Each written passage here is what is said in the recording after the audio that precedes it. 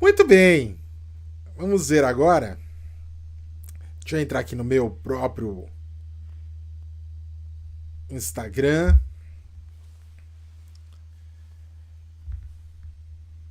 para ver vocês e o pessoal do YouTube. Vamos ver como que está agora.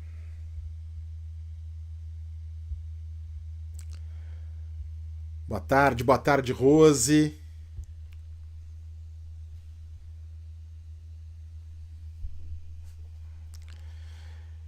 Muito bem, agora aparentemente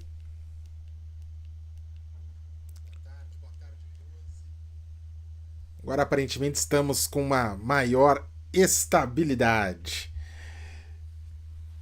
Então, boa tarde, Patrícia, boa tarde, Paulinho, boa tarde, Maria Aparecida.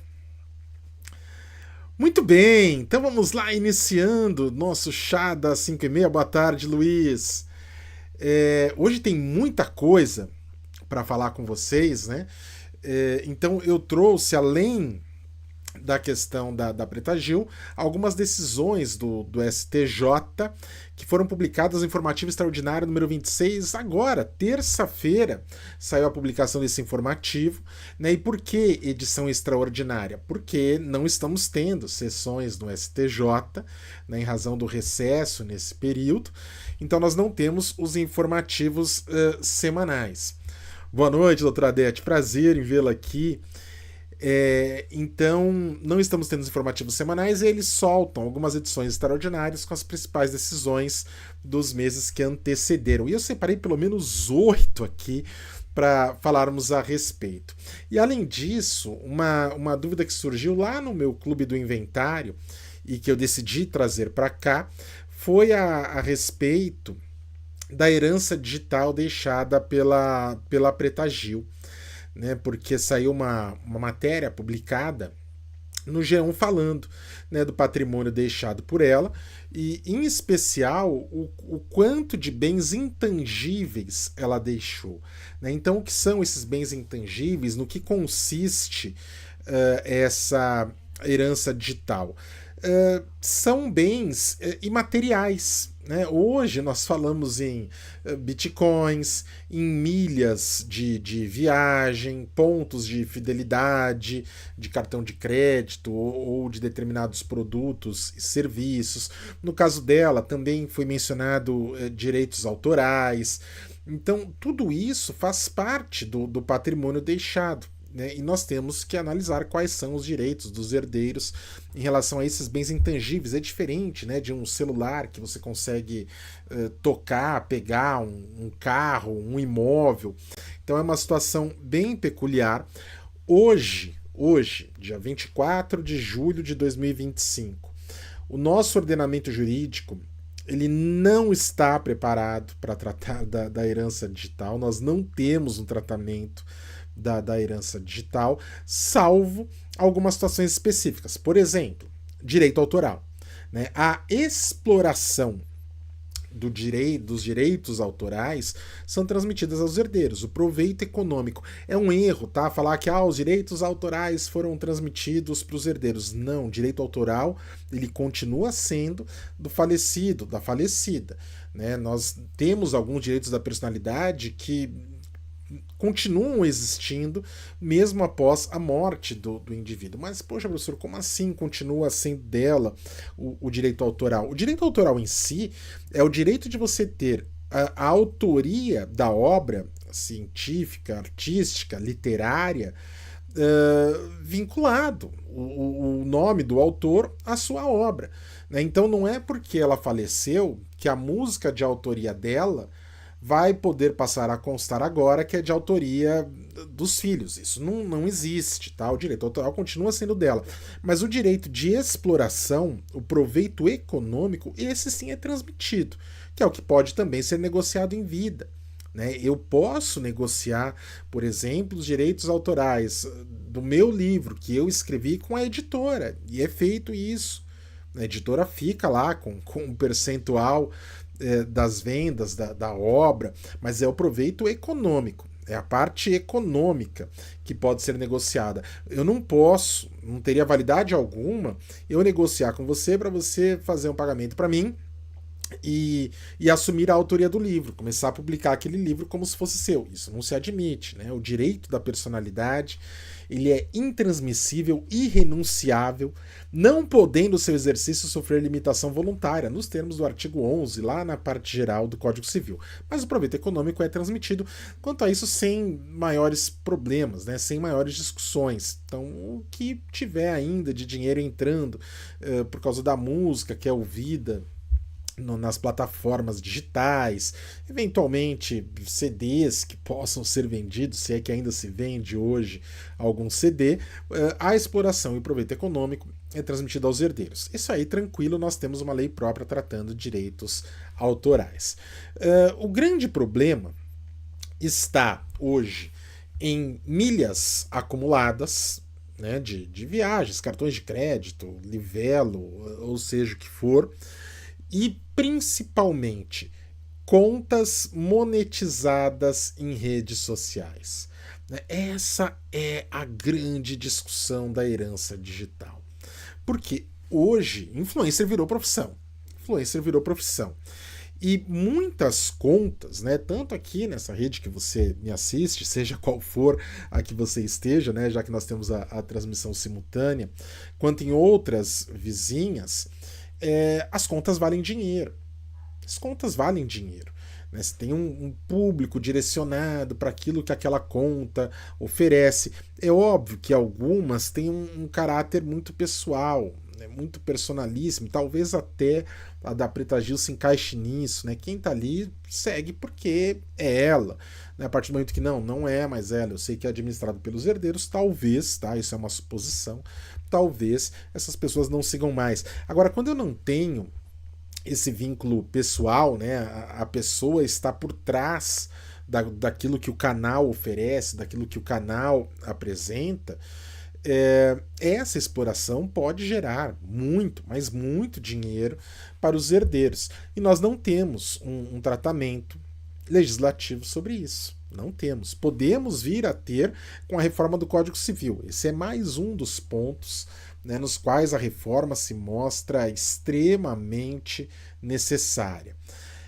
Hoje, em redes sociais, como que funciona? Se você acessar as suas redes sociais, pelo menos as principais delas, tá? Falo o Instagram, falo o Facebook, falo o TikTok, você pode cadastrar lá, dentro da rede social, o que eles chamam de contato herdeiro.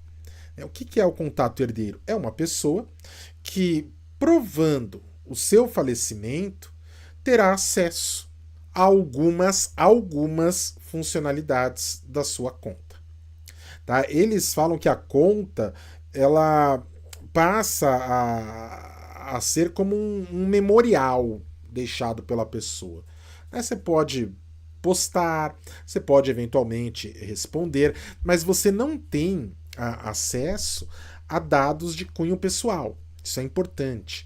Então, ainda que você coloque lá um contato herdeiro no seu Facebook, vindo a falecer, essa pessoa ela recebe o acesso para ou extinguir a conta ou tratar como se fosse um memorial, mas, por exemplo, ela não tem acesso às suas mensagens. Isso ela não consegue. Por quê? Porque aí nós temos a questão da intimidade, da privacidade, direitos da personalidade, imagem. Ah, poxa, mas o sujeito já morreu. Ok, mas ele conversou com alguém. E esse alguém também tem esse direito à intimidade, à privacidade. Tá? Então você não tem acesso a isso por esses meios de contato herdeiro. E a ideia da reforma do Código Civil é ir bem nessa linha. Né? Aquilo que tem caráter econômico, ok. Pô, a conta gera dinheiro, eu transmito então a senha para os herdeiros, aí o provedor tem que garantir esse acesso, mas sem que ele tenha acesso a questões de ordem pessoal, de natureza íntima, de natureza privada. Tá? Então é bem nessa linha que tem a previsão na proposta, né? O projeto hoje está tramitando, PL número 4 de 2025 no Senado, É isso, é separar, né? Então, é a senha para você explorar a rede, porque tem ali um valor econômico, ok. É, acessar mensagem? Não, isso não. Mas, professor, se isso já dá para fazer direto na rede social, para que a lei vai dizer, vai regulamentar isso e vai falar que tem que colocar no inventário? Né? Por quê? Qual que é o problema, a questão em relação a isso? É que você fazendo diretamente na plataforma, através do cadastro de um contato herdeiro, você pode burlar a legítima. E nós temos que pensar nisso como algo que tem valor econômico e que pode, de repente, trazer uma diferença entre herdeiros, prejudicando um determinado herdeiro na herança. Né? Por exemplo, vamos supor que eu tenha 3 filhos e eu tenho uma conta monetizada e que rende muito dinheiro todo mês, e eu cadastro um dos filhos como um contato herdeiro. Quer dizer, eu vindo a falecer, ele passa a ter acesso, ele passa a administrar aquilo. Poxa, mas e os outros? Ficaram de fora? Hoje ficaram. Hoje ficaram. Né? Então, daí a necessidade do Código Civil dizer: olha, isso tem que entrar no inventário. Isso tem que ser colocado no inventário. Né? Por quê? Porque isso tem valor econômico, isso tem que ser dividido, isso tem que observar a ordem de vocação hereditária. Nós não podemos simplesmente deixar assim, faz o que quer. Isso tem valor econômico, isso tem que ser necessariamente apreciado. Eu vou colocar, eu trouxe para vocês essas propostas, tá? São 3 artigos que constam lá do projeto, entre o 1791 e o 1792. Aí o legislador vai fazer aquele sistema de letras, né? 1791A, B e C. Olha só, qual que é a proposta da reforma. Então, primeiro, artigo 1791, letra A. Os bens digitais do falecido, de valor economicamente apreciável, integram a sua herança. Então, aquilo que tem valor econômico tem que integrar a herança dele. Parágrafo 1º. Compreende-se como bens digitais o patrimônio intangível do falecido, né, aquilo que você não toca, aquilo que você não vê, abrangendo, entre outros, senhas, dados financeiros, perfis de redes sociais, contas, arquivos de conversas, vídeos e fotos, arquivos de outra natureza, pontuação em programas de recompensa ou incentivo e qualquer conteúdo de natureza econômica, armazenado ou acumulado em ambiente virtual de titularidade do autor da herança. Então veja que ele é bem amplo, é bem aberto, né? Ele fala em programas de recompensa, traz alguns exemplos, mas depois ele abre, fala: qualquer coisa que tiver conteúdo econômico, que tiver proveito econômico, né, isso tem que entrar na herança, isso é considerado um bem digital. No parágrafo 2º, os direitos da personalidade e a eficácia civil dos direitos que se projetam após a morte e não possuam conteúdo econômico, tais como a privacidade, a intimidade, a imagem, o nome, a honra, os dados pessoais, dentre outros, observarão o disposto em lei especial e no capítulo 2 do título 1 do livro 1 da parte geral, que são os direitos da personalidade, bem como no livro de Direito Civil Digital. Então ele fala: olha, eu estou tratando aqui no direito das sucessões, isso aqui está dentro do livro de sucessões, tá? Dentro do livro de sucessões, eu estou tratando daquilo que tem valor econômico.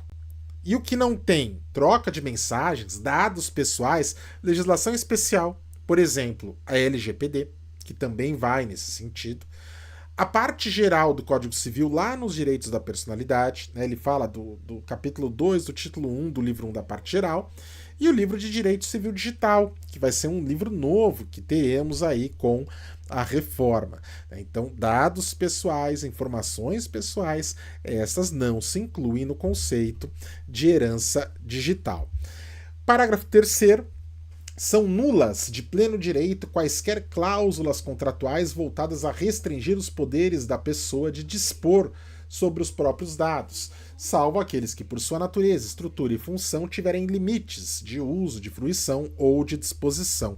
Então, aqui aproveitando, né, já que estamos falando de herança digital, já que estamos falando de contas monetizadas, não se pode admitir, em hipótese alguma, contratos, cláusulas que limitem o direito do proprietário do proprietário, desde que isso, claro, não viole o direito de ninguém, né? Por exemplo, como eu falei, numa conversa, você tem também a outra parte, né? Então também tem que se levar em conta isso. Então esse é um dos artigos. O outro artigo é o 1791, letra B. Salvo expressa disposição de última vontade e preservado o sigilo das comunicações, as mensagens privadas do autor da herança, difundidas ou armazenadas em ambiente virtual, não podem ser acessadas por seus herdeiros. Então, mensagens, não. Parágrafo 1º. O compartilhamento de senhas ou de outras formas para acesso a contas pessoais serão equiparados a disposições negociais, quer dizer, como um contrato, né, um direito que você está transmitindo, para fins de acesso dos sucessores do autor da herança. Parágrafo 2º diz que, excepcionalmente, por autorização judicial, o herdeiro poderá ter acesso às mensagens privadas do autor da herança, quando demonstrar que, por seu conteúdo, tem interesse próprio, pessoal ou econômico de conhecê-las. Posso dar um palpite, um pitaco? Esse parágrafo não passa. Esse parágrafo não passa. Tá? A ideia do legislador está sendo, olha, eventualmente o juiz pode liberar acesso às mensagens se você demonstrar um interesse. Só que ele não se restringe nesse parágrafo ao interesse econômico. Ele inclui ali interesse próprio, interesse pessoal. Não, direito da personalidade, que pode envolver direitos da personalidade de terceiros. E aí o juiz vai analisar isso, eu vou deixar o livre-arbítrio dele ter conhecimento de tudo. E a partir do momento que eu dou conhecimento para ele de tudo, já é alguém que está acessando, já é alguém que está entrando no aspecto íntimo, privado daquela pessoa. Então eu particularmente acredito que não passe esse dispositivo no legislativo. E o terceiro e último artigo que trata da herança digital no projeto é o 1791, letra C. Cabe ao inventariante ou a qualquer herdeiro comunicar ao juízo do inventário ou fazer constar da escritura, né, no caso do inventário extrajudicial, a existência de bens de titularidade digital do sucedido, informando também os elementos de identificação da entidade controladora da operação da plataforma. Então você coloca lá, né, no inventário ou na escritura, olha, ele deixou milhas perante tal operadora, ele deixou tais pontos de fidelidade em tal aplicativo de posto de gasolina. Né? Você indica qual que é o bem digital e quem é que controla aquilo, para a gente poder confirmar o quanto deixou e pedir também a liberação do acesso aos herdeiros. Sendo extrajudicial o inventário, não serão praticados atos de disposição dos bens digitais até a lavratura da escritura de partilha, permitindo-se ao inventariante nomeado o acesso às informações necessárias em poder da entidade controladora. Perfeito! Perfeito. Inventariante, você pode ir lá na entidade controladora e ter acesso às informações, até porque você precisa trazer essas informações para a escritura ou para o inventário. Então, qual que é o valor daquilo, qual que é a quantidade de milhas, de pontos, ou do que quer que seja, para você poder trazer. Agora, você já poder aproveitar isso, dispor disso, de jeito nenhum. Da mesma forma como você não pode vender um carro antes de fazer o inventário. Então, é um bem. Tem essa natureza distinta, mas não deixa de ter essa natureza, essa característica de um bem que está sujeito à partilha dentro de inventário, seja ele judicial ou extrajudicial. Parágrafo 2º. A escritura ou o formal de partilha constituem título hábil a regularização da titularidade dos bens digitais junto às respectivas entidades controladoras das plataformas. Então, assim como funciona com qualquer outro bem, né? Eu tenho a escritura pública de inventário, ou eu tenho o formal de partilha, no caso do inventário judicial, Isso por si só, a escritura ou formal, já serão suficientes para a devida transmissão. Tá? Mas volto a dizer, tudo isso ainda é um projeto. Ainda é um projeto. Né? No caso da Preta Gil, direito autoral, ok.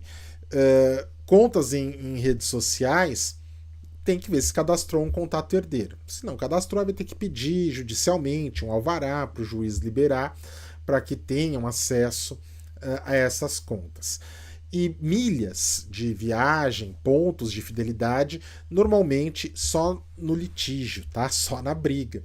Porque quando você assina o contrato, né, que garante a pontuação ou as milhas, via de regra, eles colocam que são intransmissíveis. Então, para eles, morreu, acabou. Mas peraí, como acabou? Como acabou? O sujeito pagava uma fatura de cartão de crédito altíssima para ter aquele determinado benefício que tem valor econômico, né? Poxa, eu nessas de não utilizar, só para vocês terem uma ideia, deixei lá acumulando, e quando eu precisei comprar alguns equipamentos aqui mesmo, eu falei, poxa, deixa eu ver essas milhas aqui que dá para trocar. Deu para trocar por tudo que eu precisava. Peguei os periféricos todos, monitor, teclado, mouse, uma porrada de coisa, tudo que tava lá. Então, quer dizer, eu já tinha direito a esse resgate, já tinha direito a esses bens. Aí o sujeito falece, aí quem controla, quem opera, fala, não, acabou, não tem mais direito, ele morreu, é intransmissível. É óbvio que não. Né? Então, o Código Civil, a reforma, vem para dizer, não, isso aqui faz parte da herança do sujeito e é transmissível sim. Tá? Hoje, volto a dizer, normalmente eles negam a transmissão, tem que se ingressar com uma ação judicial, né? E aí tem que valer a pena, você também vai ver quanto que ele deixou, e às vezes nem isso eles informam. Você precisa entrar com a ação judicial pedindo para que eles informem, ou então pode pedir no próprio inventário, né, para que os juízes peçam um ofício pedindo as informações, para que então você possa fazer a partilha daquilo, recolher tributos, incidentes e tudo mais. Certo? Parece que estabilizou o sinal, né? Deixa eu dar uma olhadinha aqui também no YouTube. Como que tá o sinal? Aqui, pelo menos para mim, parece que tá.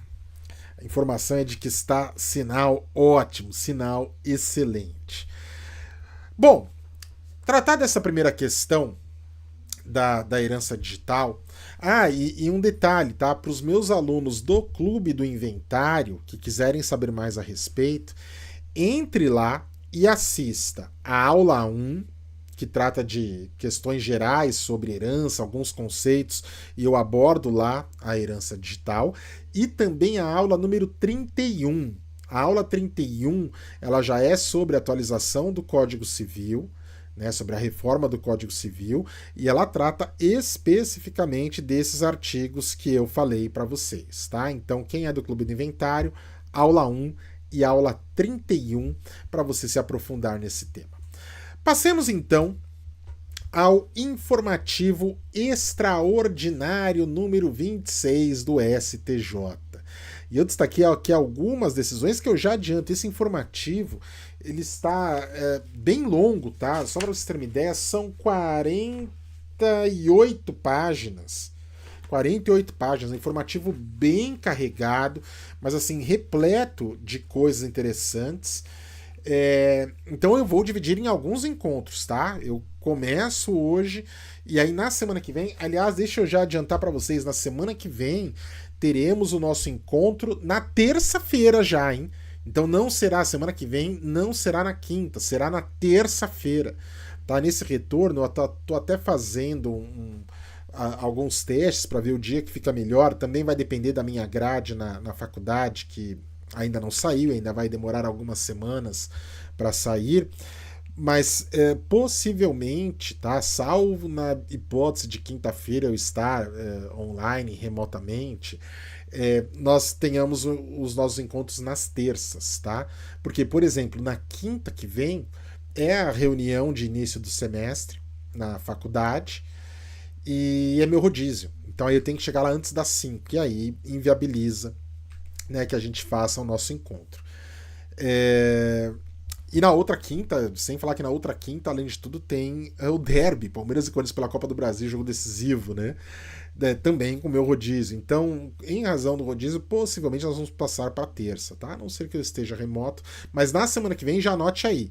Terça-feira, temos aqui o nosso encontro. Luiz disse aqui que no Instagram está ok. Maravilha, Luiz. Obrigado, viu? Então vamos lá. Algumas decisões. A primeira delas que eu separei trata de ação de cobrança de taxa condominial de imóvel que está alienado fiduciariamente. Imóvel objeto de alienação fiduciária e o sujeito está devendo condomínio. Isso aqui é uma questão importantíssima. O STJ traz uma decisão super correta, e aqui muitas vezes vão ver, né? Quando tem que elogiar, eu elogio, quando tiver que descer além, eu desço também. Daqui a pouco eu vou falar de outra que eu não concordo nada, mas essa é boa, essa é muito boa. Por quê? O que é alienação fiduciária? Primeira coisa, né?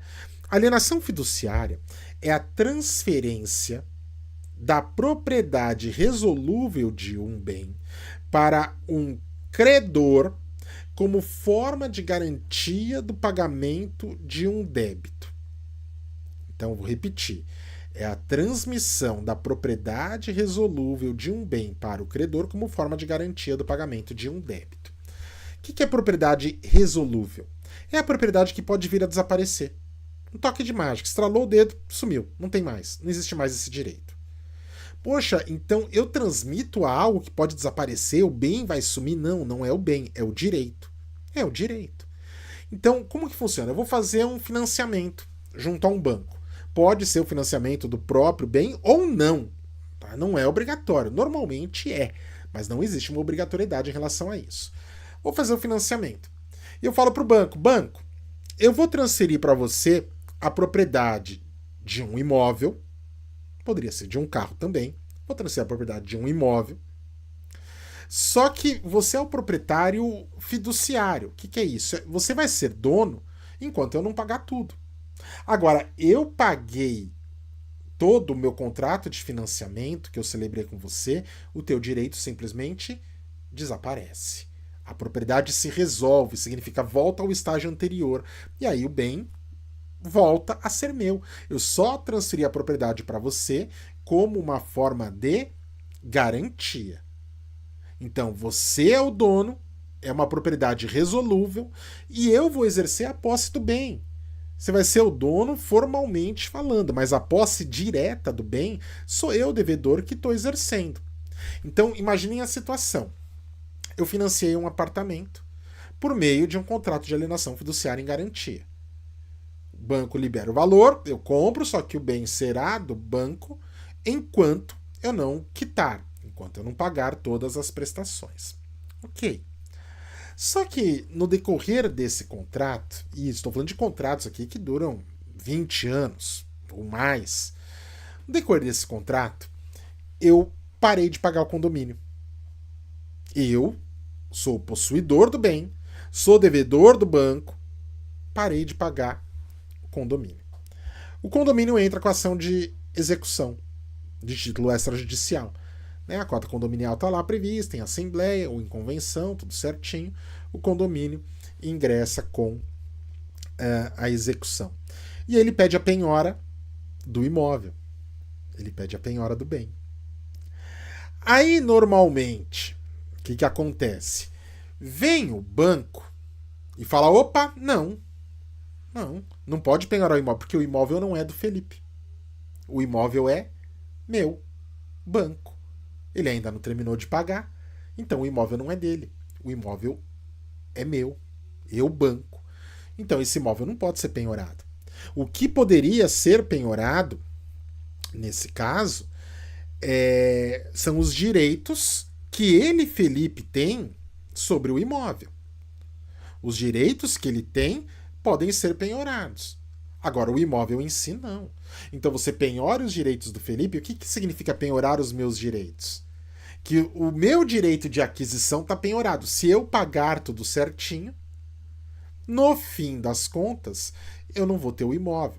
quem vai ter o imóvel, é aquele que efetua a penhora. Agora, cá entre nós, né? Se o condomínio tá me cobrando porque eu não tô pagando a cota condominial, chegou nesse ponto de ele pedir a penhora do próprio imóvel, que eu vejo que tá lascado, fala, puta, eu não tô pagando e a dívida já tá enorme e eles estão executando e agora pedir a penhora dos meus direitos, quer dizer, eu vou continuar pagando pro banco para no final o bem ficar com o condomínio? Eu vou continuar pagando as prestações do banco? Não, eu vou parar. Eu vou parar, não vou pagar mais nada. Eu não pago mais nada, e aí deixa a bomba estourar. E o banco dizia, olha, o bem não pode ser penhorado, só os direitos dele, se ele não pagou, ele não tem direito nenhum. Condomínio, você dançou. Você dançou. E até porque existe um artigo que é o 1368, letra B, do Código Civil, que diz o seguinte: o credor, quando consolida a propriedade, né, então se eu não pagar, o imóvel aí será do banco, ele vai consolidar a propriedade. Só que ele, banco, ele só responde por tributos incidentes sobre o imóvel, sobre taxas condominiais e tudo que diz respeito ao imóvel, a partir do momento que ele tem a posse do bem. O que é antes, pelo 1368B, ele não responde. Só que, poxa, aqui tem um problema, né? Aqui tem um problema. Porque quem é que vai pagar, então? Os anteriores. Eu não estou pagando. Eu não paguei condomínio, eu não paguei prestação, eu não paguei nada. Quando eu vi que estava perdido, eu falei que se dane. Não vou pagar nada. E você aprende no primeiro ano da faculdade, segundo ano, terceiro semestre, em Direito das Obrigações, o conceito de obrigação propter rem. Lembra? O que é obrigação propter rem? É aquela obrigação que gruda na coisa e que acompanha a coisa independentemente de quem é o proprietário. E o grande exemplo de obrigação propter rem é a obrigação de pagar condomínio. Se eu tenho um apartamento, eu vendi para você, e esse apartamento tem um débito condominial, você que comprou vai ter que pagar. Você que comprou vai ter que pagar. Você pode até depois cobrar isso de mim. Mas perante o condomínio você não pode alegar, essa dívida aí é da época que o Felipe era o dono. É uma obrigação propter rem, acompanha. Tributos incidentes sobre bens. Você comprou o carro com um IPVA atrasado, licenciamento atrasado. Você pode se virar para o Estado e falar, olha, isso aí é do proprietário antigo. Eu só toco bem agora. Não, é obrigação propter rem. Só que o 1368, letra B... Oi, Thay, prazer vê-la aqui. O grande problema é que 1368B ele trata como se fosse uma exceção, obrigação propter rem. O banco só responde a partir do momento que ele tem a posse do bem, que ele retomou e tem a posse. O que é antes não é problema dele. Só que quando você diz que não é problema do banco, você está dizendo que o problema então é de todos os outros condôminos. De todos os outros condôminos tem que fazer o pagamento por ele. Alguém está pagando essa conta. Alguém está pagando. Então vem o STJ e fala, opa, peraí que as coisas não são bem assim. As coisas não são bem assim. Primeira coisa. A penhora pode recair sobre o imóvel, sim. Mas o imóvel, na verdade, é do banco. Ok, mas a obrigação é propter rem. A obrigação é propter rem. Poxa, mas o banco deu crédito pro cara. O cara comprou o imóvel, não está pagando condomínio. E o banco ainda vai perder o imóvel? Quer dizer, vai ficar sem o dinheiro e sem o bem? Não. Não, dá para resolver. Como que dá para resolver isso? Banco, o teu imóvel, você tem a propriedade fiduciária, está sendo penhorado? Simples. Pague a dívida para livrar esse bem da penhora. Mas ele vai pagar a dívida do sujeito que já devia para ele? Vai. Paga a dívida e cobre dele. Poxa, mas e se eu não conseguir receber dele? Você tem o imóvel como garantia. Você é proprietário fiduciário do bem. Você pode pedir, inclusive, a extinção do contrato de alienação fiduciária em garantia e já consolidar a propriedade do bem e levar o bem para leilão. E ficar com o produto da venda até o valor do débito, incluindo aquilo que você teve que pagar para livrar o bem da penhora. Então dá para resolver. Esse é o primeiro ponto. Então pode recair sobre o próprio bem? Pode. Ah, mas e o 1368, que fala que o banco não pode responder por dívidas de quando ele não tem a posse? O entendimento do STJ, e achei uma saída genial, não estou dizendo que é isso que está na lei, tá? Mas a saída é genial. O entendimento do STJ foi o seguinte: esse artigo 1368b, que fala que o banco só responde depois de que ele tem a posse do bem, só se aplica para a relação entre banco e o devedor que fez a dívida, que financiou o bem. É só entre eles. Não se aplica perante terceiros. Então, perante condomínio, não se aplica. O banco não pode alegar isso perante condomínio. É só entre ele e o devedor. Significa que, ainda que o banco consolide a propriedade, leve o bem para leilão, ele vai ter que arcar com o pagamento do condomínio anterior? Vai. Vai. Só que depois ele pode cobrar do indivíduo, ele pode cobrar do sujeito. Porque o 1368b fala que, na verdade, isso não é dele. Não é dele, é do devedor. Mas como ele era o proprietário, a obrigação é própria ter rem, ele teve que pagar. Genial, né? E aí essa decisão, depois no grupo de WhatsApp, eu vou colocar para vocês esse informativo completo, tá? Quer ver? Ele traz alguns pontos bem interessantes. Primeiro, que ele fala, olha, se eu disser que o bem não pode ser penhorado, porque tem lá o banco como proprietário fiduciário, ele está tendo mais direito do que alguém que tem a propriedade plena, a propriedade total do bem.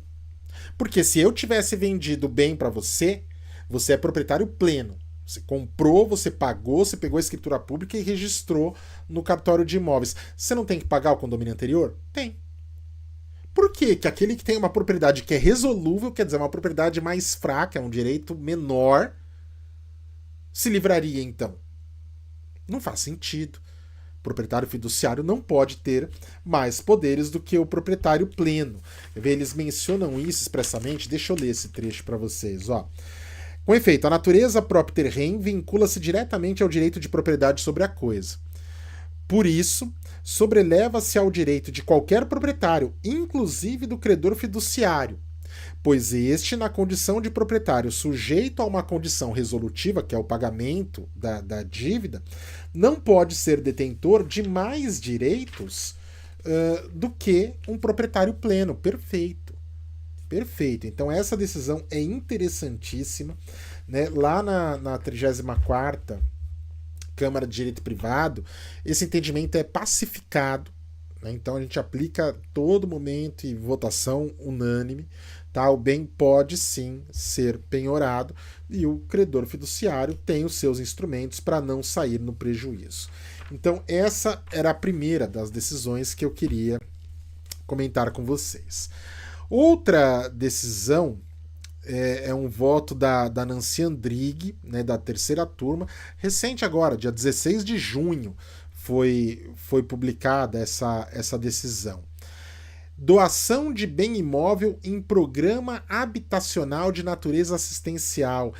Entra na partilha no regime da comunhão parcial de bens de casamento, hein?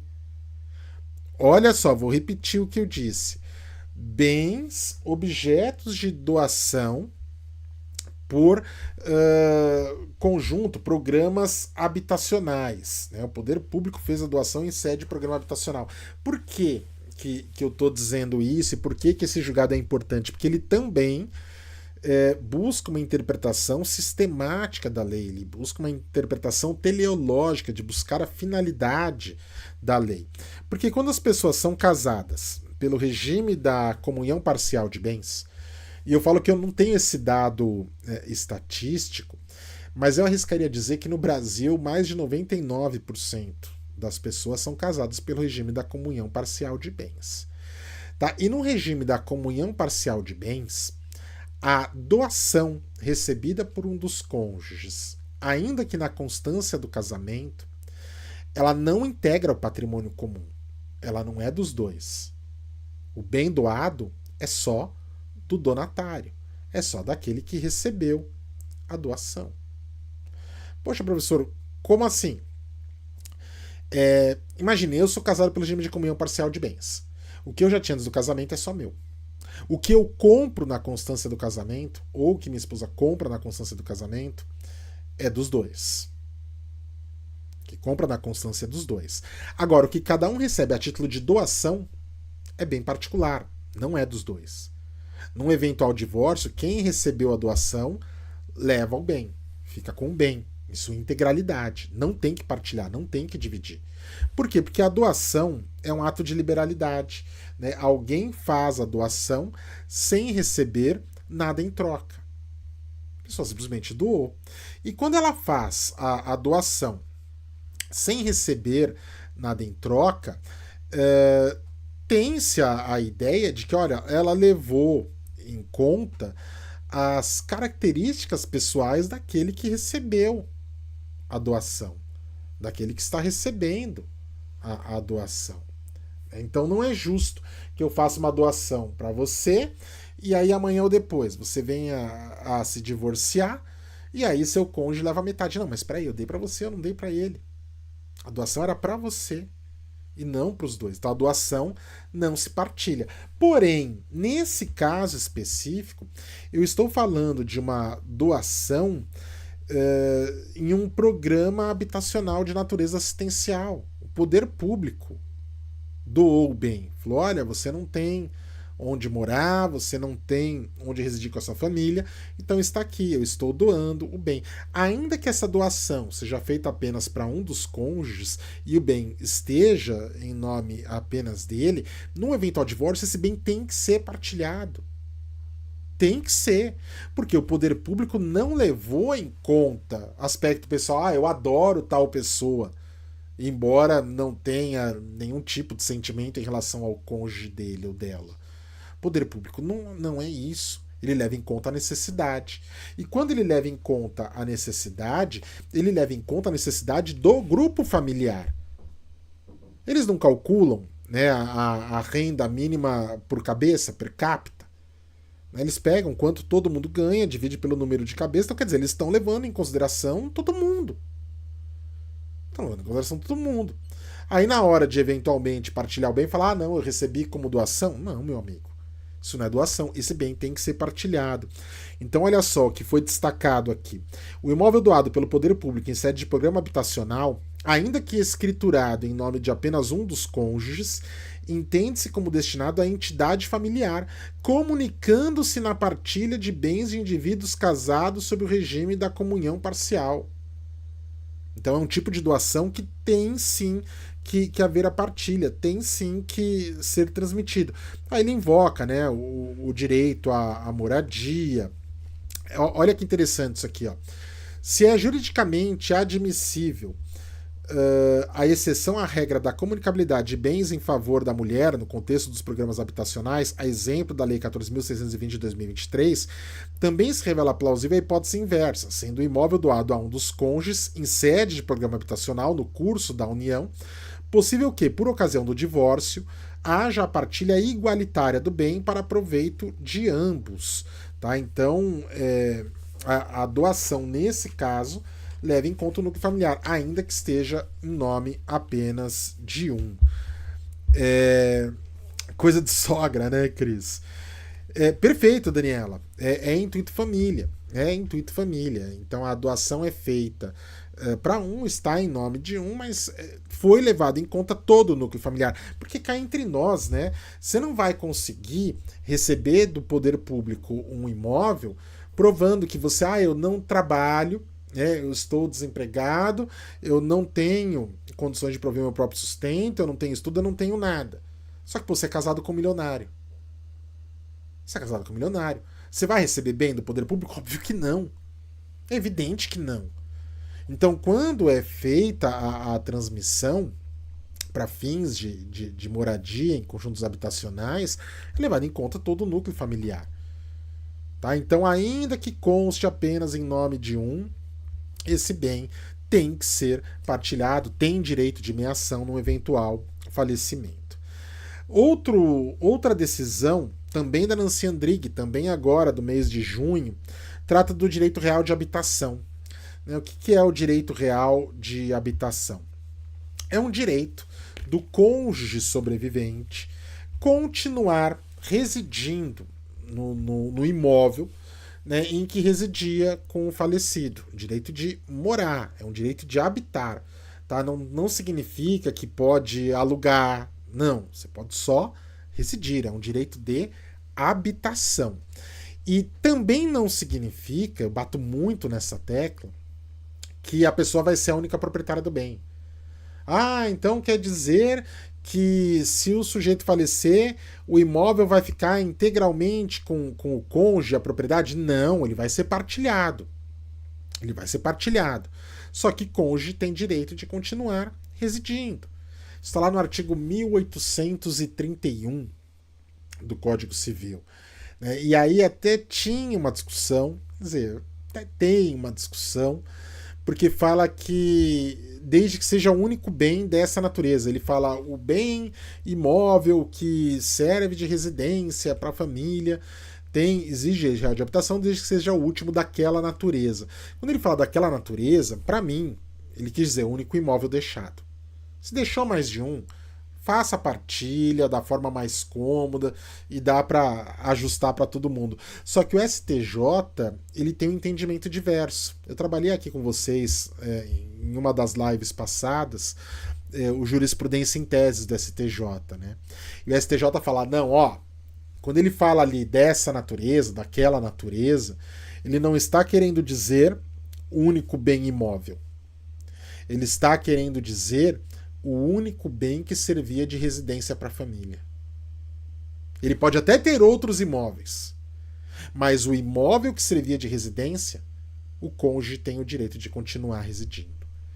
Ok, eu não acho que é isso que está escrito, mas eu acho que, no fim, essa interpretação acaba sendo melhor, acaba sendo mais razoável. Porque qual que é a ideia do legislador? A ideia é a seguinte: o sujeito é casado e tem 3 filhos.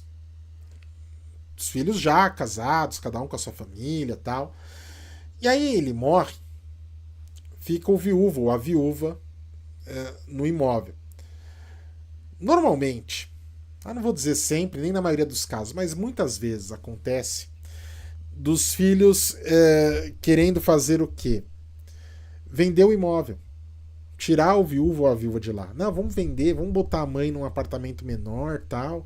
A gente vende, compra o apartamento, sobra dinheiro, a gente divide. Querem tirá-la de lá. E aqui eu não estou falando de um aspecto econômico, mas eu estou falando de um vínculo pessoal que nós temos com as nossas raízes. A pessoa foi casada por 30 anos, 40 anos, sempre morou ali. Sempre morou ali. Aí agora, já não basta a dor de ter perdido o cônjuge, parceiro de tantos anos, vão tirar essa pessoa desse ambiente para levar para outro? Vai trazer ainda mais sofrimento? Então não. Então o STJ já tinha esse entendimento de que, olha, basta que seja o único imóvel que servia de residência. Agora, o que está nesse informativo, nesse boletim, é o seguinte: quando há um direito real de habitação, é impossível juridicamente o pedido de extinção de condomínio ou de alienação judicial desse imóvel comum. Não tem como. Impossibilidade jurídica do pedido.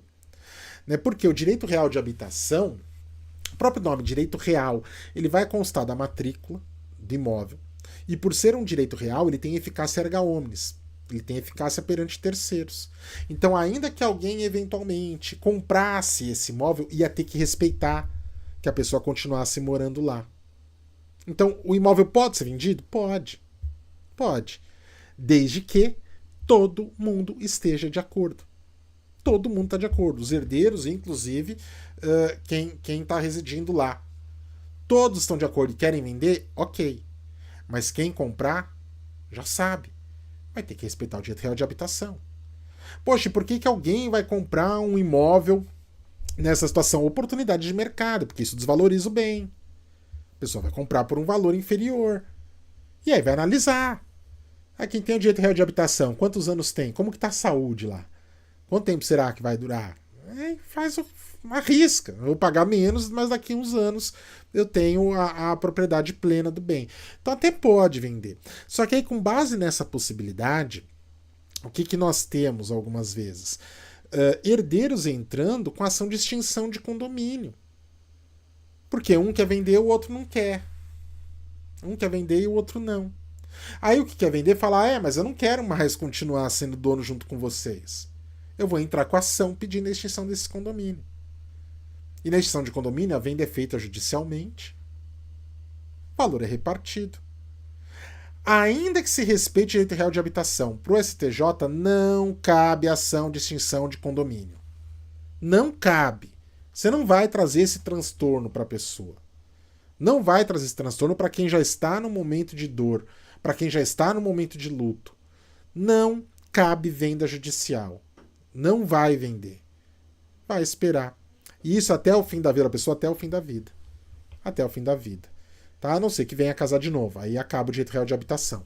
Algumas decisões da STJ, eu também comentei uma delas com vocês. Né? Daí a importância de vocês participarem sempre, hein? Olha como as coisas vão se linkando, né? Em algumas decisões, o STJ tem dito que não há direito real de habitação quando a pessoa não necessita. Era um caso de se não me engano, era uma procuradora-geral, né? Que era viúva e que ganhava aí, 50 mil reais por mês, tinha imóveis, tinha isso, tinha aquilo. Né? Falou, não, aí não vou garantir direito real de habitação. Por quê? Quem é o titular do direito real de habitação não paga aluguel para os outros, não paga nada. Não paga nada. O bem é partilhado, mas os proprietários não têm proveito econômico em cima daquele bem, enquanto a pessoa estiver habitando lá. Então, em algumas situações, você já está dizendo, aqui não precisa. Aqui não é o caso. Mas venda judicial não vai ter. Tá? E esse é o destaque. Então, o direito real de habitação do cônjuge ou companheiro sobrevivente, enquanto perdurar, impede a extinção do condomínio e a respectiva alienação judicial do imóvel de copropriedade dos herdeiros do falecido. Então, essa era outra decisão. A próxima, contrato de promessa de compra e venda de imóvel, prescrição do saldo devedor, adjudicação compulsória, teoria do adimplemento substancial, inaplicabilidade. Esse também é interessante. Deixa eu dar uma olhadinha aqui que vocês escreveram aqui.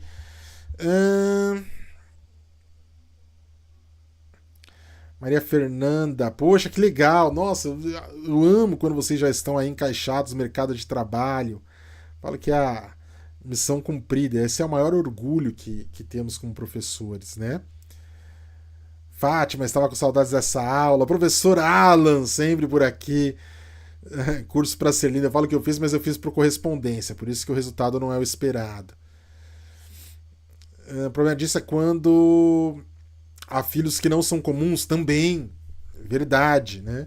Quando há filhos de outros relacionamentos, de outros casamentos, a situação é ainda pior. É ainda pior.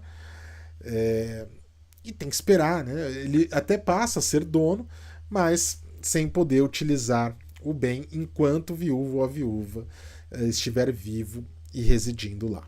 Tá? Então, esse próximo que eu falei da adjudicação compulsória, esse é o seguinte. Promessa de compra e venda. Promessa de compra e venda de imóvel ou compromisso de compra e venda de imóvel.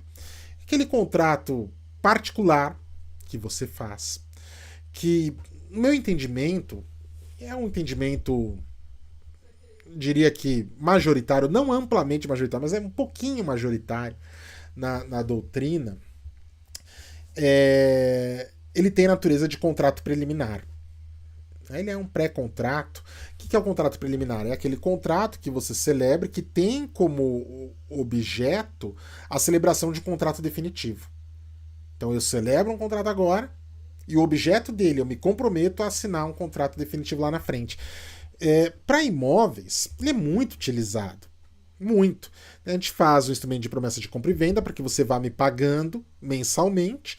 No final, você terminou de pagar, aí eu faço contrato definitivo com você e te transmito a propriedade por meio de escritura pública que você vai ter que levar a registro no cartório de imóveis. Beleza. Aqui ok. Aí assinamos lá uma promessa de compra e venda.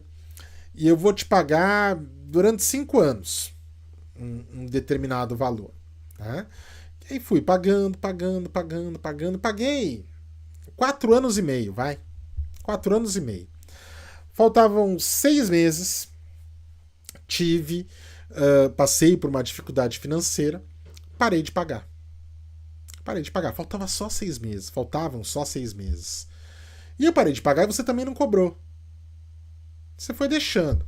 Não vou entrar com ação, contratar advogado, criar um desgaste. Uma hora ele vai me pagar. Só que o tempo foi passando, e já se passaram 6 anos. 6 anos que eu não estou te pagando. Aí eu falo, ô fulano, quando que você vai passar a escritura para mim, hein? Aí você fala, quando você terminar de pagar.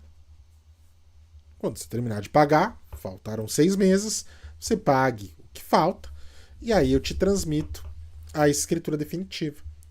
Aí eu falo, não, mas espera aí. Isso aí prescreveu. Está prescrito. Né? E a prescrição, nesse caso, é um contrato, ela ocorre em 5 anos. Prescreveu, você não cobrou, já era. Você não pode cobrar nada. E você tem que me passar a escritura. E além de estar prescrito, eu vou alegar que eu cumpri quase tudo, o adimplemento substancial do contrato. Aí você fala, não, eu não vou passar a escritura porque você ficou me devendo, você ainda está me devendo 6 meses. Eu falo, beleza, eu vou entrar com uma ação então, que é a ação de adjudicação compulsória. A ação de adjudicação compulsória, ela tem cabimento exatamente quando você cumpriu a sua parte na promessa de compra e venda e a outra parte se nega a te transmitir a propriedade do bem. Se nega a outorgar a escritura definitiva. Aí você entra com a ação, prova para o juiz, olha, temos um contrato assinado pelas partes, tenho prova de que eu paguei tudo, você tem que provar isso para o juiz, tá? Tenho prova de que eu paguei tudo e ele não quer me outorgar a escritura. O juiz manda citar e não tendo uma razão para negativa, o juiz dá um alvará. Ele supre a necessidade dele outorgar. Ele te dá um alvará para que você vá sozinho e você outorgue a escritura para você mesmo. Né? Isso é a adjudicação compulsória. Eu vou transmitir compulsoriamente o bem para você, já que ele não fez numa boa. Só que nesse caso, de fato, faltaram 6 prestações. Aí eu entro com a adjudicação compulsória. O juiz fala, mas espera aí, você não comprovou aqui que pagou tudo. Você não comprovou o pagamento dessas 6 prestações aqui. Eu falo, mas excelência, isso aí prescreveu. Ele não pode mais me cobrar. Então eu quero a adjudicação compulsória mesmo sem pagar isso aí. Prescreveu. Né? No linguajar popular vamos falar caducou. Termo horrível. Não use mais isso, pelo amor de Deus, hein? Não é caducou, é prescreveu. O juiz vai dar a adjudicação compulsória? Não. Para o STJ, não tem cabimento a adjudicação compulsória. Por quê? Porque você não cumpriu a sua parte no contrato. Ah, mas tem a prescrição. A prescrição não extingue a dívida? De jeito nenhum, hein? De jeito nenhum. Prescrição não extingue direito. Prescrição não extingue a dívida.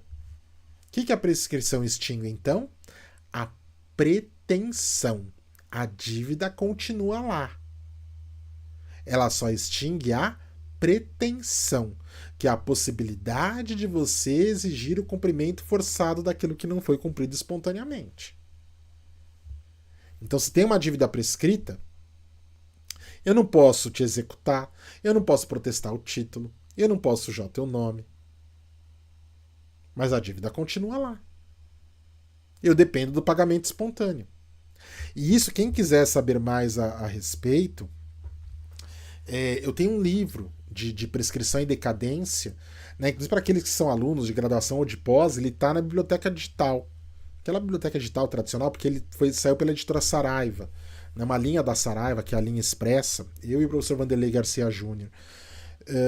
Então ele está disponível. Inclusive agradeço imensamente, né? Essa semana retrasada eu recebi o relatório do último ano e foram vendidos 2.000 e-books Ele está sempre disponível na Amazon, ele é baratinho, ele custa em torno de R$ 20. Foram vendidos cerca de 2.000. E em bibliotecas digitais foram lidas mais de 8.000 páginas. Então, assim, muita gente de fato acessando. Então, agradeço imensamente o prestígio e a confiança de sempre. Mas eu trabalho lá com isso. Olha, a prescrição ela não atinge o direito. É a diferença entre prescrição e decadência que você decora na faculdade. Aquela frase, a prescrição acarreta a perda da pretensão, enquanto a decadência é do próprio direito. Só que na verdade você não consegue aplicar essa frase porque você nunca procurou entender, só decorou porque falaram que precisava decorar. E esse é o maior erro no ensino da prescrição e decadência. Você tem que entender. Né? O que significa que acarreta a perda da pretensão? É que eu não posso exigir o cumprimento forçado, mas se você me pagar espontaneamente, ok. A dívida existe. E eu sempre dou um exemplo. Né, já falei em outras lives. Travou, voltou. Aqui para mim aparentemente tá indo. Eu sempre trabalho com esse exemplo. A Fernanda também falou que travou, mas voltou.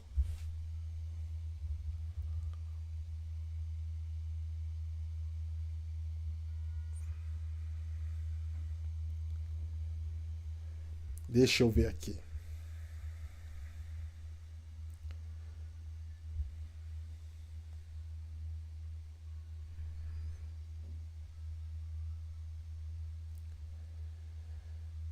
Voltou. Então, beleza. Eu tava preocupado porque, como atingiu 1 hora, eu não sei se eles de repente derrubam. Então, beleza. Tá normal, vamos em frente. Então, eu sempre dou um exemplo. Já dei em outras lives, dou em aula e dou no livro. No livro eu também trato esse exemplo. Imagine que você receba uma ligação e aí dizem que você tem lá uma dívida de um cartão de crédito que venceu 8 anos atrás. Aí você fala, putz, achei que tinha até desistido já desse negócio, né? Nunca mais tinham ligado, agora lembraram de ligar tal, né? E estamos com uma oferta, estamos com uma proposta, que é a seguinte: sua dívida hoje está em R$ 8.000, mas se você pagar R$ 800 hoje, nós te damos a quitação. Aí você fala, puta, negócio da China. Negócio da China, vou pagar correndo. Como que eu faço? Pix? Faz o Pix agora e acabou. Você faz lá, 800. Aí você comenta com alguém.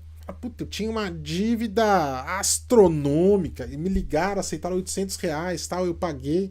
O negócio estava vencido há mais de 8 anos, com aqueles juros que só o cartão de crédito oferece e proporciona para você, né?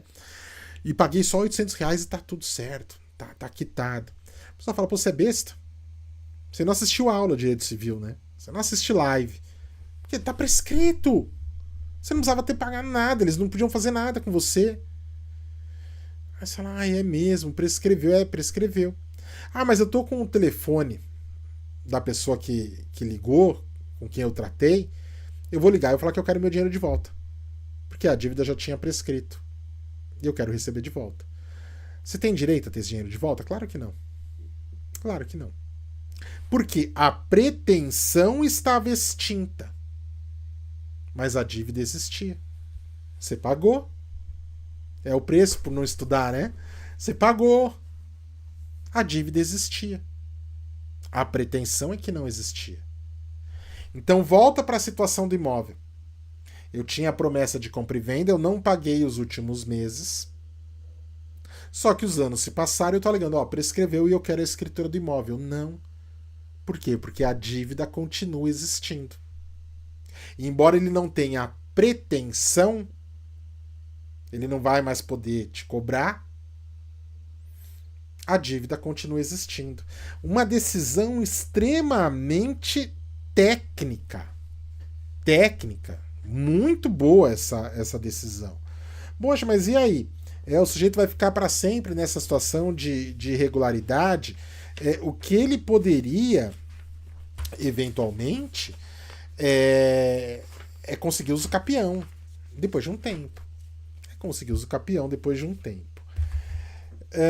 Deixa eu ver aqui as perguntas. Vai ficar gravado como nas anteriores? Então, sinceramente, aqui no Instagram eu não sei. No YouTube eu pretendo deixar. Se estiver transmitindo legal pro YouTube, acho que tá.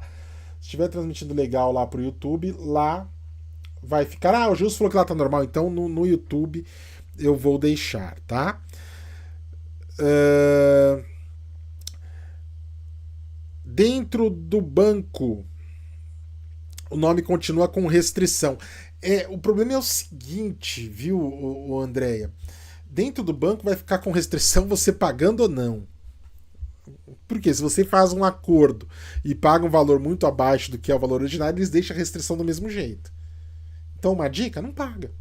Desculpa, assim, é uma dica talvez nem devesse dar, né? Mas o que vai mudar? Nada. Porque o banco não pode fazer nada, a restrição interna ele vai manter de qualquer jeito. Então, meu amigo, que se lasque.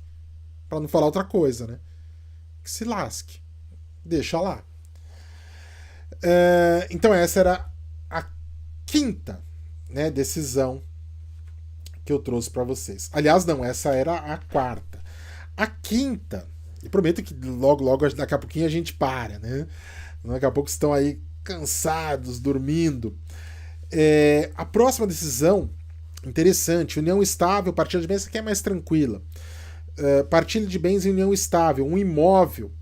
A presunção legal é pela comunicabilidade. O que é isso? Quando você não tem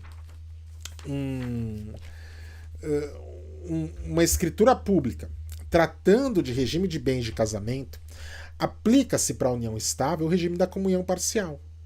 É um regime supletivo de casamento, aplica-se também à união estável, e isso faz parte, né, até daquela ideia de equiparação do casamento à união. Então aplica-se o mesmo regime. Mas o que eu estou querendo dizer aqui é que às vezes acontece o seguinte: as pessoas vivem juntas, como se casadas fossem, têm todos os requisitos da união estável, e vão comprar um imóvel.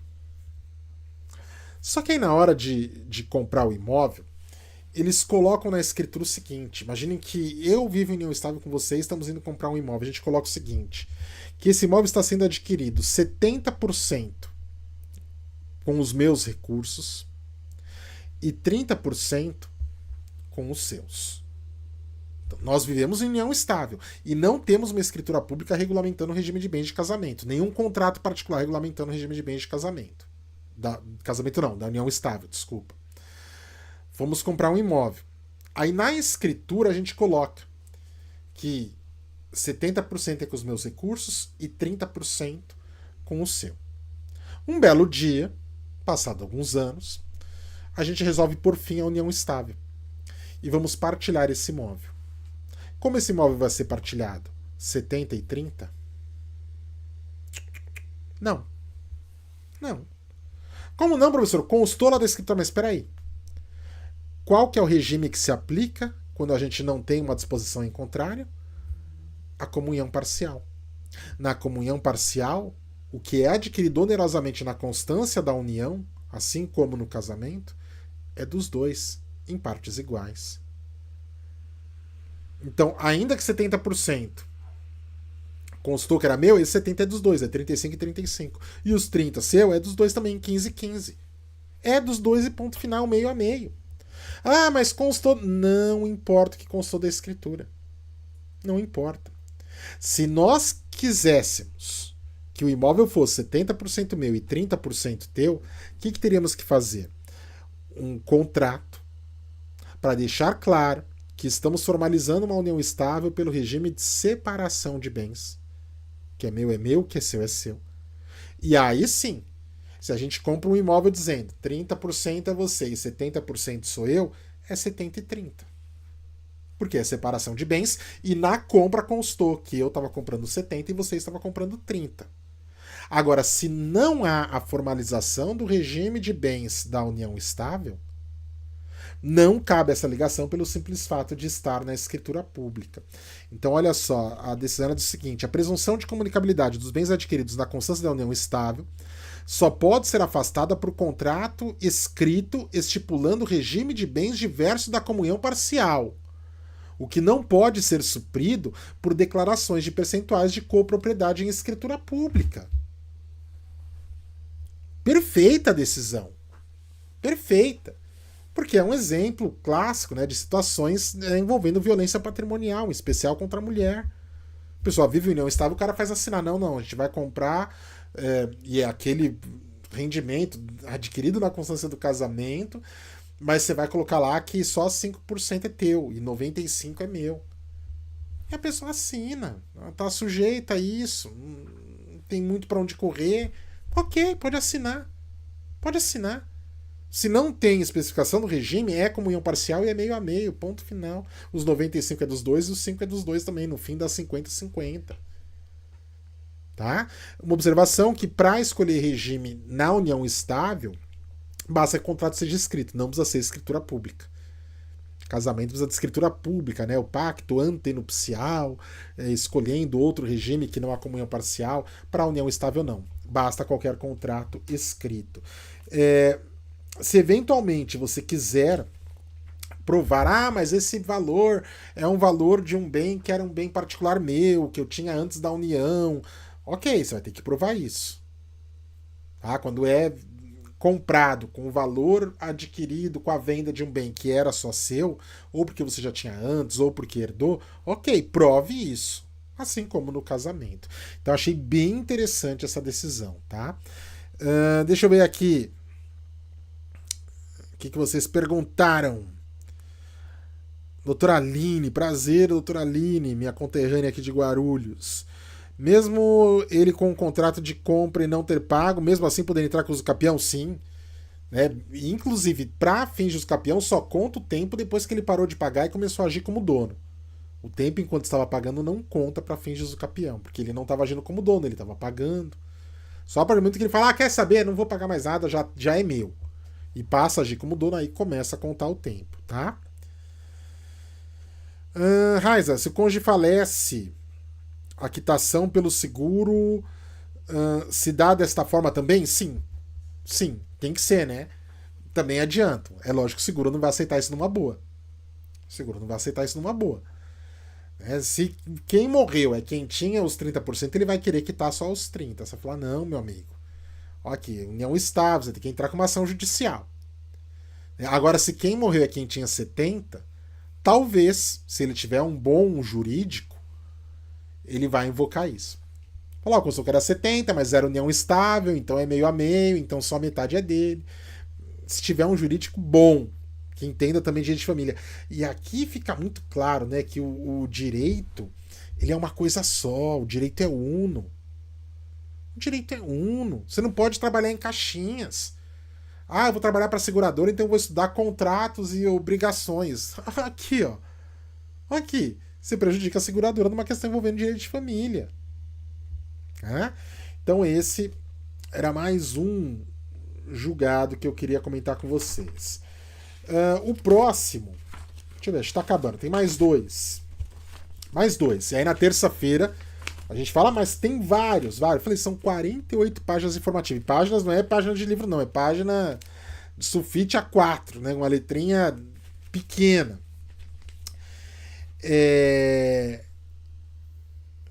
Próximo, penúltima de hoje, vai. Essa aqui eu não concordo. Essa aqui eu já critiquei com vocês em outra live, né? Acho que eu fiz até uma live só para comentar essa decisão quando saiu, que trata da descoberta de bens partilháveis depois da renúncia de um herdeiro. Vamos lá. Quando o sujeito falece, os herdeiros podem aceitar ou não a herança. Aceitação, aceito, é o mais normal. Mas eles podem renunciar à herança. Poxa, renunciar? Tal situação que a gente está, o sujeito quando recebe algo ainda vai abrir mão? Sim. Dois motivos eu costumo mencionar. Um, não tão comum, uma questão de orgulho. Dessa pessoa não quero nada. Nunca me dei com ela em vida, não quero um centavo, não quero um real. É raro. É raro isso. Mas uma outra hipótese, mais comum do que vocês podem imaginar, é, é quando o herdeiro renuncia para beneficiar outro herdeiro da mesma classe. Imagina que são dois filhos. Só que um está bem de vida, não precisa daquilo, e outro irmão passa mais necessidade. Ele pode falar, não, eu abro mão, fica tudo pro meu irmão. Ou então, se não houver ascendentes do falecido, todos renunciam para ficar com a viúva. Aí depois, quando ela falecer, a gente herda. Isso é comum. Isso é comum. E a renúncia, uma vez formalizada, ela tem que ser por escritura pública ou por termo nos autos do inventário, para que a pessoa faça sendo alertada do que está fazendo, para que ela não seja enganada a assinar algo sem saber o que é. O tabelião vai falar, você está abrindo mão mesmo, você não vai receber nada. E se for fazer por termo no inventário também será alertada. Mas uma vez feita a renúncia, ela é irretratável. Não dá para voltar atrás. Ok, beleza. Só que a questão é a seguinte, vamos imaginar que eu tenho uma herança para receber. Eu olho para a herança e falo, isso aí, não, eu renuncio. Abro mão, isso aí não vai fazer muita diferença para mim não, deixa para o meu irmão, para minha irmã, eu renuncio, formalizo a renúncia. Passado um tempo, vou colocar aqui passado um ano, vai, passado um ano, é descoberto que o falecido tinha uma casa em Miami. Pô, aqui não localizamos nas pesquisas, nem nunca imaginamos, ele tinha uma casa em Miami, tinha dinheiro no exterior. Podia ser um terreno aqui no Brasil mesmo. Enfim, apareceu um novo bem, ou alguns bens. Aí eu falo, opa, esse aí me interessa. Esse aí eu quero entrar na divisão. Já aviso meus irmãos, esse aí eu quero entrar na divisão, hein? Mesmo vão falar, não, você não renunciou? Quem renuncia, renuncia a tudo. É uma coisa que eu não comentei, né? Mas tanto a aceitação como a renúncia tem que ser total, não se admite parcial. Eu aceito isso, mas renuncio aqui. Não, ou aceita tudo ou não aceita nada. Você renunciou, dançou. Eu falo, mas espera aí, eu renunciei considerando que eram esses bens. Eu não sabia da existência desse outro. Se eu soubesse, eu não teria renunciado. E aí? Eu tenho o direito de entrar na divisão desses bens que foram descobertos posteriormente? Pro STJ, não. Pro STJ, não. Não concordo. E assim, esse aqui eu vou, mas viver criticando. Tem coisas que eu não vou me conformar nunca, viu? A equiparação do STF, da União, com casamento, rasgando código. Tem coisas que eu não vou me conformar nunca. Essa aqui é uma delas. Essa aqui é uma delas. Pô, boa fé objetiva, meu amigo. Boa fé objetiva. O sujeito renunciou porque para ele a herança era aquela. Aí depois aparece outro patrimônio, você vai estender a vontade. Mas a renúncia é total, ok. Mas não deveria pelo menos se aplicar. Não deveria. Eu dou uma saída para vocês. Lá no Clube do Inventário eu dou, mas vou dar para vocês aqui na live. Olha só, advogado, hein? Presta atenção, a Raiza já matou o problema aqui. A Raiza matou o problema aqui. Se, eventualmente, não tiver transcorrido o prazo de 4 anos da renúncia, entre com uma ação anulatória. Erro essencial. Erro essencial. Eu só fiz a renúncia porque eu tinha uma falsa percepção da realidade. Eu achava que era uma coisa e na verdade era outra. Se eu soubesse, eu não teria. Erro essencial. Isso é ótimo, porque a gente pode sair daquele exemplo da aula do sujeito que compra o relógio achando que era de ouro e na verdade não era. É sempre o mesmo exemplo, né? Fins de prova também sempre a mesma coisa que usam. A gente pode sair um pouquinho desse exemplo. Ele renunciou porque achou que o patrimônio era X. Depois foi descoberto um patrimônio Y. Entra com ação anulatória para anular a renúncia. Só que tem prazo decadencial de 4 anos. E esse prazo, ele não é contado a partir do conhecimento do vício. Ele é contado da celebração do negócio. Então é da renúncia. Não faz 4 anos? Essa é a saída. E é uma dica de ouro essa aqui, hein? Porque muito advogado não vai enxergar isso, hein? Muito advogado, o juiz vai dar a decisão, renunciou, já era, tá aqui a decisão do STJ tal. E aí? Guardem essa dica porque ela vale ouro. 4 anos. Agora, se já se passou mais tempo, aí é chorar. Chorar. Apesar de que, olha, eu falo chorar, mas tem um detalhe, tá? Não deixe de invocar isso perante o magistrado de primeira instância. Se ele não reconhecer, recorra para o tribunal. Porque nem todo mundo chega no STJ, meu amigo. Quem advoga sabe, não é fácil chegar no STJ, né? Então, você vai tentando. Se você conseguir uma decisão favorável aqui e a outra parte não for com recurso especial lá para Brasília, ok, vai transitar em julgado. Você vai tentar. Mas vai ficar mais complicado se eles começarem a decidir isso constantemente. Essa decisão, ela foi um pouquinho mais do começo do ano, né? Não, maio. Decisão de maio. Né? Julgado em março. Não, maio. 13 de maio, julgado e publicado em 19 de maio. Uma decisão de maio. Mas se começarem a decidir isso de forma constante, até dando efeito vinculante, vai ficar bem mais complicado, tá? E a última de hoje, essa aqui não traz maiores problemas, eu acho até muita cara de pau de quem eventualmente alega isso, mas um sujeito entrou com uma ação de oferta de alimentos. Então o pai entrou oferecendo, ele falou, eu quero pagar pensão, eu quero contribuir, e eu posso pagar R$500 por mês. Beleza, hein? Posso pagar R$500 por mês. E olha como eu sou bonzinho. Eu ingressei com a ação de oferta de alimentos. Não é ele que está me processando para receber. Eu estou entrando com a oferta. Só que aí, na contestação, o filho representado pela mãe falou, não, eu não concordo com essa oferta. Porque ele pode pagar mais. Ele pode pagar mais. Eu quero mais do que isso. Eu quero um valor maior.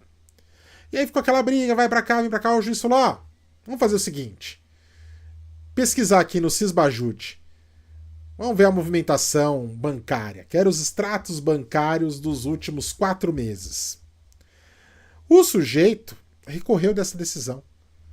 O juiz não pode quebrar meu sigilo bancário, a informação é sigilosa, sou eu que entrei com a oferta de alimentos, eles que vejam qual que é a minha possibilidade de acordo com o patrimônio, prove o contrário, mas sem quebrar meu sigilo bancário.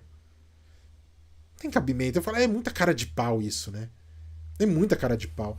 E aí o STJ publica essa decisão aqui no informativo. Essa sim é do mês de março de 2025. Dizendo que é possível o deferimento da medida excepcional de quebra de sigilo fiscal e bancário em ação de alimentos, quando não houver outro meio idôneo para apurar a real capacidade econômico-financeira do alimentante.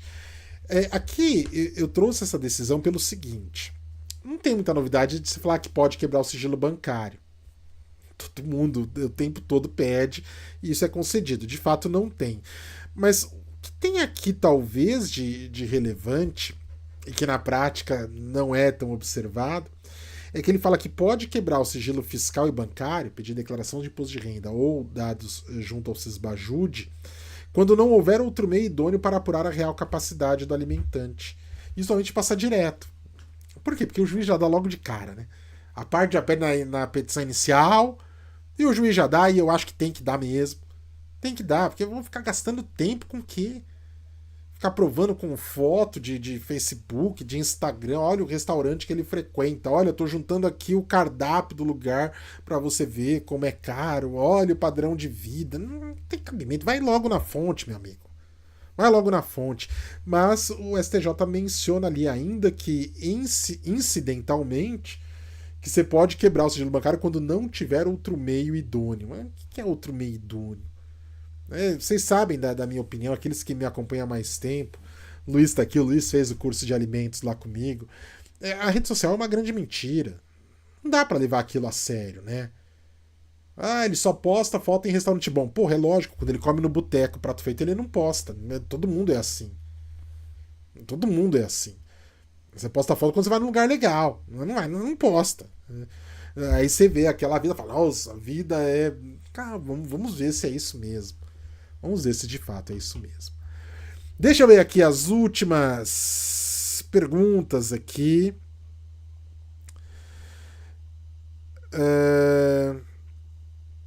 A Raiz, 86%, a questão do imóvel, né? 86%. Patrícia, seria possível compartilhar esses tópicos? Eu vou passar esse informativo para vocês lá no grupo de WhatsApp. Vou passar agora, terminando a live. Então, quem não estiver ainda, entra lá. No YouTube, eu deixei aqui o link. E no Instagram você tem na bio. Você tem lá o link para o grupo de WhatsApp. Entra lá que eu vou mandar esse informativo na íntegra lá, tá? São 48 páginas, você consegue ler essas decisões que eu tratei e já se adiantar para ver as de terça-feira. Tá, e renunciou, dançou. A situação pô, ninguém mais vai renunciar. Aí você fala, é mais fácil aceitar a herança e fazer a doação. Só que aí você tem 2 impostos, né? Porque aceitou e depois quando vai transmitir tem outro.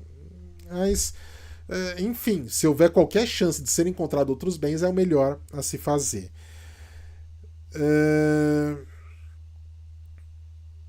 Vânia, obrigado, Raiza, obrigado, Jonas. Então, gente, mais uma vez agradeço.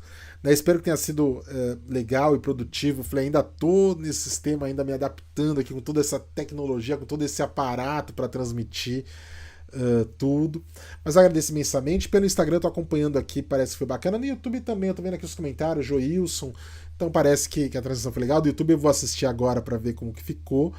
Mas devagarzinho a gente vai se encaixando e retomando. Lembrando, anote aí na agenda, terça-feira, nosso próximo encontro. Tá bom? Beijão enorme, muito obrigado e até a próxima, se Deus quiser.